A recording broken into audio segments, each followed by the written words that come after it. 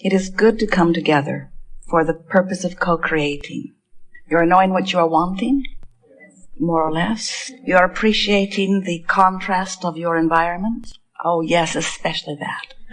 Especially that. You are coming to realize that the contrast or variety from which you choose helps you to decipher and to discern and to come to conclusions, that all of this contrast helps you to focus your desire. And you know that even if you don't speak your desire in words, you usually do, but even if you don't, do you know that whenever you know what you don't want, the equivalent, what you do want, is born from that and is known by source? You just can't be someone living life and sifting through life, observing and having experiences without constant preferences being born. And those preferences that are born, they are the leading edge. They are the furthest most creation, because just to want it is a creation of it. Do you get that? Just to want it sends it forth from you vibrationally. And it is so significant that you are here willing to dive into the contrast and give birth to the desire, and give birth to those desires, that when a desire emanates from you vibrationally, the larger part of you embraces it and literally, vibrationally becomes it. So each time an experience causes you to clarify more a preference, whether you are a one-celled organism or a full thinking genius human, or even if you are a collective consciousness. In other words, desire is born and source receives the desire and becomes it. It's a wonderful thing the way it is all working, because you were source energy before you came forth into these physical bodies. Many of you realize that.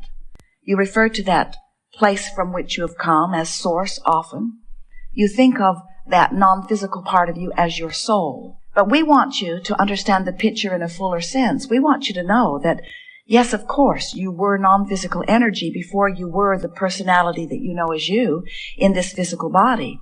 But even though a part of your consciousness has come forth into this physical body, there is a larger non-physical part of you still non-physically focused. And it doesn't matter whether you call it soul or source. We refer to it most often as your inner being.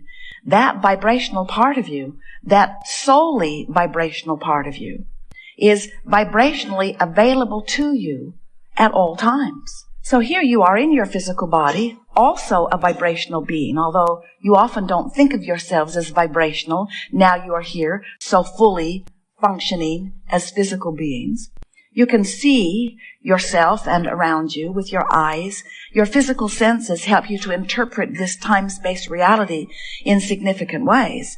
And so you often forget, even though all of that seeing and all of that hearing and all of that feeling and smelling and tasting and touching, all that physical, tactile beingness, every bit of it is vibrational interpretation. But you're so good at it, you don't say, I think I will vibrationally view you. You say, I see you with my eyes. You don't say, come and give me a vibrational whiff of you, although it is nice. What you say is, I can see you, I can hear you, I can smell you, I can touch you, I can taste you. What you see and hear and taste and smell and feel with your fingertips is all your ability to interpret vibration. And there is another vibration that we will talk a lot about here today that we really want you to get good at interpreting. And that is the vibration that is interpreted through your emotions, because your emotions are your indicator of the vibrational relationship between the source vibration that is always being offered to you and the you in this moment, what you're thinking about vibration. When what you're thinking about in this moment resonates completely with the source within you, you feel what you describe as positive emotions. Feels like joy, feels like eagerness, feels like love or appreciation. But if what you are focused upon in any moment doesn't resonate with the source within you, then it doesn't feel good. That's what hate feels like. That's what disappointment or fear feels like. In other words, the better you feel, the more in sync you are with your broader perspective. And the worse you feel, the more out of sync you are. Now, we acknowledge that it takes a little bit of time to get a handle on your emotions, because most of you have trained yourself apart from them in the sense that you know you have them. It's just that most people that you know, maybe even you, do not use your emotions to guide yourself, which seems sort of crazy to us because it is your emotional guidance system, and you came forth understanding that it would always help you to know whether in any moment in time, which is where all of your power is, you are up to speed with all that you have become or not. Here's how it works. You were source energy. Part of you came forth into this physical body. While in this body, you sift through the contrast. You know what you don't want, which causes you to know what you do want. And when you offer those rockets of desires, the non-physical part of you embraces and becomes that newly decided intention that you set forth. So that means, because of the life you've lived, the non-physical part of you has expanded to a new and improved preference. When someone's rude, you want them to be nicer. When you are rude, you want to be nicer. When you don't have enough of something, you want more of it. If you are sick, you want to be well. All day, every day, you are sifting through the contrast and coming to new conclusions of what would be better. Now, when you think about that in the total context of all that is physically focused, think about how magnificent that process is, that you, out here on the leading edge, who are selfishly, because you can't see or experience other than through the lens of self, as you are having your exposure to life, you are coming to improved preferences, and the source within you is saying, you should know, you're out there on the leading edge, you should know what would be better for you right here and now. And as you offer that vibration, non-physical goes to that farther leading edge place that you have come as a result of your life experience and holds that vibration until you offer another and another. So you could say that the source from which you have come is keeping up moment by moment with the expansion that you carve out of this physical time-space reality, just as you and we all knew it would be. But sometimes, after you have caused an expansion of who you are, you don't go. You don't take the expansion. In other words, if you are sick and you ask for greater wellness, your inner being actually becomes, we're not kidding you at all about this, becomes weller vibrationally than that part of you was before the physical part of you got sick. In other words, you carved out through your exposure. Even the cells of your body are emanating these requests. In other words, when one of your cells gets out of whack, it sends forth a request for balance, a request on your behalf. But if you stand here in your sickness, noticing it, pigeonholing it, cataloging it, diagnosing it, worrying about it, fussing over it, commenting on it, looking it up on Google, these are my symptoms. As you hold yourself in the attention of the discord or discomfort that you are feeling, you don't allow yourself to move in the direction of the wellness that has already been carved out. So we want to today draw your attention toward this vortex of creation. Your inner being stands right in the middle of it, and law of attraction is responding to it. And all cooperative components are being drawn. So we want you to ask yourself often, am I, in my physical body, a cooperative component? Life has caused me to expand. Did I go? Or am I a vibrational holdout to my own expansion? And the answer lies in the way you feel. The better you feel, the more you are in sync, the more you are closing the gap between you and you. The worse you feel, the more you are disallowing alignment with who you are. Do you know that whenever life causes a problem to be apparent to you, that in this vortex of creation appears in the precise moment the solution? In other words, in everything that you are living, as you know what you don't want, the equal and equivalent what you do want is born vibrationally.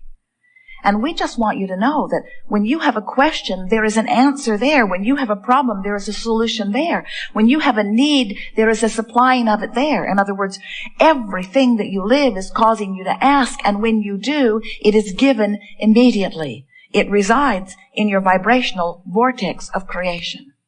Again, the question is, where are you in relationship to your vortex? So here's this spinning vortex. If you're over there in despair, you're nowhere near it, and the vortex will not take you in as a cooperative component. You're uncooperative in your fear, or in your anger, or in your resentment. You're uncooperative in your feeling of disempowerment. If you are frustrated or overwhelmed, you're closer to the vortex, but you're not close enough to be drawn into it. You know where the line is where that vortex can reach you on the emotional scale? It's somewhere between hope and believing. If you can get in the vicinity of hope on any problem that you have or on any creation that you're wanting to create, if you reach the vicinity of hope, the vortex every now and again will just draw you right in as a cooperative component. And when you get in there, you will see, you will know, you will feel, you will have the belief, because right before you will be the apparent manifestation. In other words, when you're in the vortex, that's when the solution is known by you.